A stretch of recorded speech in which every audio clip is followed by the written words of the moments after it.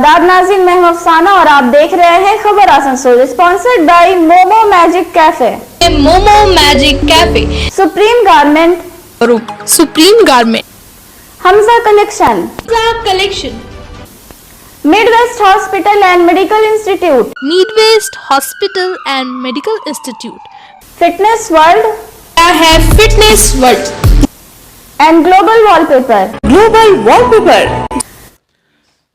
देखिए, सबसे पहले तो ये बात यही है कि जिस तरीके से सोशल मीडिया में विभिन्नता आई इन समाचार पे, तो उसी चीज़ ने मुझे अट्रैक्ट किया कि ये पता तो करें कि असलियत क्या है, तह में जाना ज़रूरी है।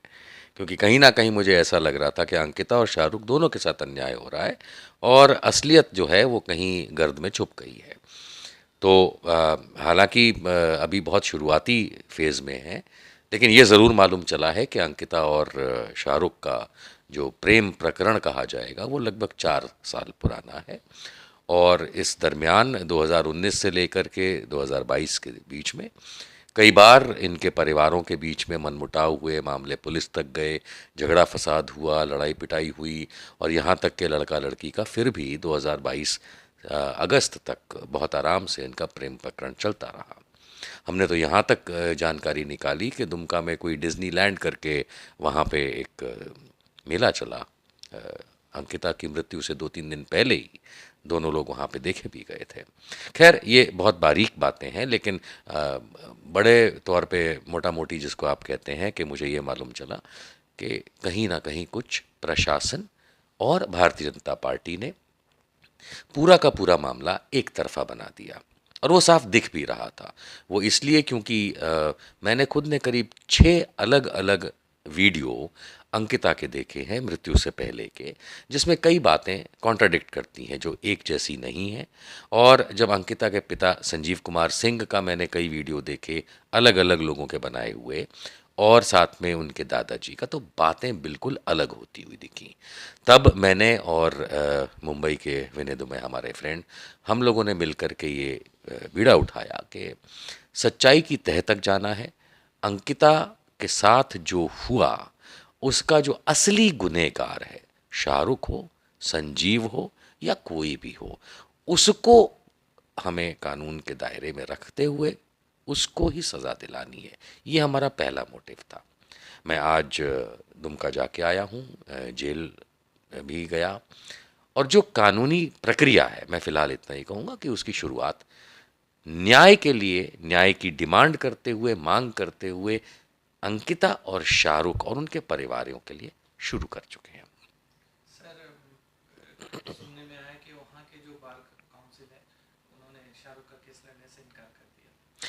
जी बिल्कुल सही है। ये कुछ दिन पहले मुझे भी मालूम चला और ये दूसरा कारण था जिसने मुझे झारखंड लाने की क्षमता दी कि बार काउंसिल जो है, बार एसोसिएशन जो है दुमका का, उनके विजय सिंह जो चेयरमैन हैं, उनका स्टेटमेंट मैंने सुना उनकी ज़ुबानी कि पूरी बार एसोसिएशन ने दुमका जो है उसने ये निर्णय लिया है, फैसला लिया है कि कोई भी वकील शाहरुख का केस नहीं लड़ेगा। संवैधानिक तौर पे यदि देखा जाए, न्यायिक तौर पे देखा जाए, मैं बहुत सारे मामले कई उच्च न्यायालयों में, सर्वोच्च न्यायालयों में और अलग जगहों पे लड़ चुका हूँ अपनी ज़िंदगी में, अपने लिए और दूसरों के लिए। तो मुझे ये बड़ा अजीब फील हुआ कि जो नेचुरल जस्टिस का प्रोसीजर कहलाता है, जिसके अंदर जो आरोपी है उसको भी अपना पक्ष रखने का अधिकार होता है, यदि कोई आरोपी पढ़ा लिखा ज़्यादा ना हो, क्योंकि मेरी जानकारी के मुताबिक 10वीं पास भी नहीं है शाहरुख, तो कानून के बारे में खैर क्या समझता होगा, कानूनी दांव पेच कोर्ट कचहरी नहीं समझता होगा, तो शायद वो रख ना पाए। और वकील जिसका तो धर्म डॉक्टर की तरह है कि आए हुए मरीज़ का, यानी कि अपने क्लाइंट का जो भी मामला है उसका इलाज करे, उसके बारे में जो भी है वो मेहनत करके उस पर एक तरफ जाए। ये कह देना कि हम केस ही नहीं लड़ेंगे, एक आदेश पारित कर देना एसोसिएशन द्वारा, जैसे कि राजाशाही में हुआ करता था कि नहीं भाई, तो ये एक तरीके का इंटीमेशन ऐसा देता है कि भाई सबने मान लिया कि शाहरुख आरोपी नहीं गुनहगार है। जबकि अधिकार तो सिर्फ माननीय कोर्ट का होता है आदेश करने का कि कोई व्यक्ति आरोपी के बाद गुनहगार है या छूट जाता है कि आरोप उसमें गलत साबित होते हैं। पहले ही ये मन बना लेना, भारतीय जनता पार्टी हो या प्रशासन के कुछ अधिकारी हों या जो हम राइट विंग के चैनल्स कहते हैं, चाहे गोदी मीडिया के चैनल्स हों, चाहे यूट्यूबर्स हों, जो इन्होंने मन बना करके एक हवा फैला दी कि ऐसा लगने लगा कि शाहरुख जो है वो माननीय कोर्ट की आवश्यकता ही नहीं, ऐसे ही गुनहगार साबित हो गया। तो इन चीज़ों को समझते हुए मैंने ये मामला अपने हाथ में लिया है। मेंस वियर की एक्सक्लूसिव शोरूम सुप्रीम गारमेंट अब आसनसोल में। मेंस के पसंद का खास ख्याल रखते हुए jeans, shirt, T shirt, trouser, jacket, blazer और शूज के अलावा और भी बहुत कुछ सिर्फ सुप्रीम गारमेंट में, जो कि है pocket friendly for every man. हमारे यहाँ 2500 या 2500 से ऊपर की खरीदारी करने पर आप ले सकते हैं लकी ड्रॉ में हिस्सा, जिसके विजेता को मिलेगा एक चमचमाती हुई स्कूटी। तो आज ही आए हमारे यहाँ। नोट करें हमारा address, TP market near techno commercial complex, Asansol. आपकी फिटनेस को और भी बेहतर करने के लिए अब आसनसोल में आ गया है फिटनेस वर्ल्ड। जी हाँ, हमारे यहाँ डॉक्टर्स की गाइडलाइंस के साथ yoga, aerobics, zumba, steam bath, mix martial arts, kick boxing, cardio exercise, taekwondo के अलावा और भी बहुत तरह की फैसिलिटीज उपलब्ध है। Fitness world, be fit be strong. Trainers और डाइटिशियंस आपकी मदद के लिए यहाँ मौजूद है। Fitness world, a complete family gym house. हमारा एड्रेस है near Ranjan cabin, Hatton road, Asansol. Contact के लिए आप स्क्रीन पर दिए नंबर पर संपर्क करें। क्या आप हैं एक मोमो लवर और खाना चाहते हैं मोमो की अलग अलग वैरायटीज? तो अब आपके शहर आसनसोल में आ गया है मोमो मैजिक कैफे, जो मोमो लवर्स के लिए लेकर आया है मोमो की 36 varieties. Steam and fried momos के अलावा तंदूरी मोमो, पिज्जा मोमो, अफगानी मोमो जैसे मोमो की एक से बढ़कर एक वैरायटी। मोमोज के अलावा हमारे यहाँ देसी चाइनीज, मॉकटेल एंड शेक का लुत्फ उठाए। अपने फ्रेंड्स एंड फैमिली के साथ आज ही हमारे मोमो मैजिक कैफे आए। The magic of taste. हमारा एड्रेस है near Shyama electric, Hatton road, Asansol. Midwest Hospital and Medical Institute, which is accessible and affordable to all, because your health is our priority. 100-bedded IPD unit, super specialist doctors के साथ ही साथ यहाँ कई तरह की facilities उपलब्ध है, जैसे emergency 24/7, modular OTs, ICU, NICU, HDU, pharmacy 24/7, day care unit, dialysis unit, dental unit, diagnostic and pathological service with fast, friendly, accurate and a higher level of care for you. हमारा पता है भगत सिंह मोड़, आसनसोल 713304।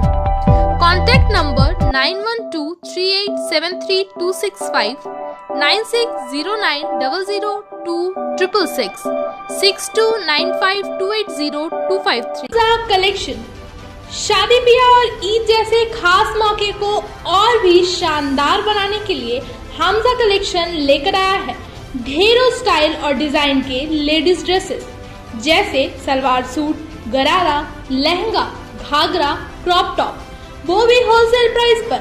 तो इसे कहीं और क्यों जाना, हमजा कलेक्शन ही आना। हमारा पता है रेल पार, कुरैसी मोहल्ला, नियर ऑटो स्टैंड। घर को दे आकर्षक लुक, आकर्षक रंग बिरंगे designer wallpaper, liquid wallpaper, glass tiles, grass carpet, wooden floor carpet, artificial tree, vertical garden का इस्तेमाल कर अपने घर को बनाए सपनों का महल।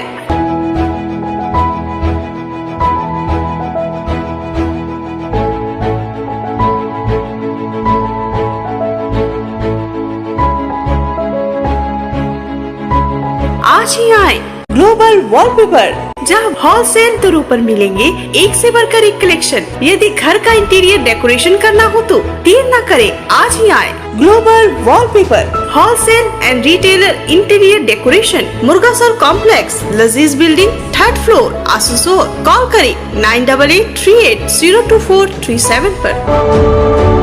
आसनसोल नगर निगम के तत्वाधान में मिशन निर्मल बांग्ला को सफल बनाएं। हमारी प्रतिज्ञा, हमारा गर्व। एक बात सभी याद रखें, कचरा जहाँ तहाँ ना फेंके। कौन सा कचरा कहाँ डालना है अच्छी तरह से समझना है। स्वयं जागरूक हो, औरों को भी जागरूक करें। रिड्यूस, रीयूज और रिसाइकिल प्रक्रिया को अपनाएंगे, सुंदर स्वस्थ आसनसोल बनाएंगे। आसनसोल नगर निगम के ग्रीन और ब्लू बीन का सही इस्तेमाल करें। प्लास्टिक का व्यवहार ना करें और लोगों को भी जागरूक करें। सुंदर परिवेश गढ़े, स्वस्थ रहे। आसनसोल नगर निगम सदैव आपकी सेवा में उपस्थित है। Clean Asansol, green Asansol.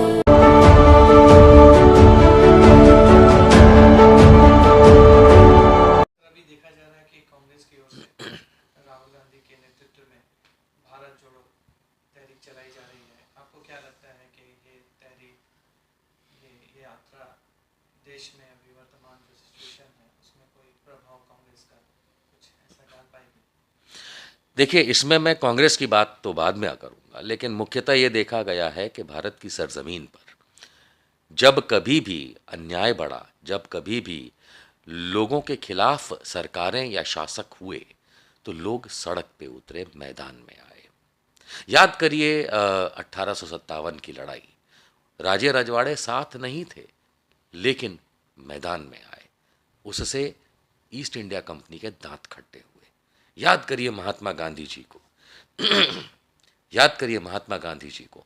महात्मा गांधी जी के नेतृत्व में लोग सड़क पे आए, यात्राएं हुई और उसके बाद अंग्रेज भागे।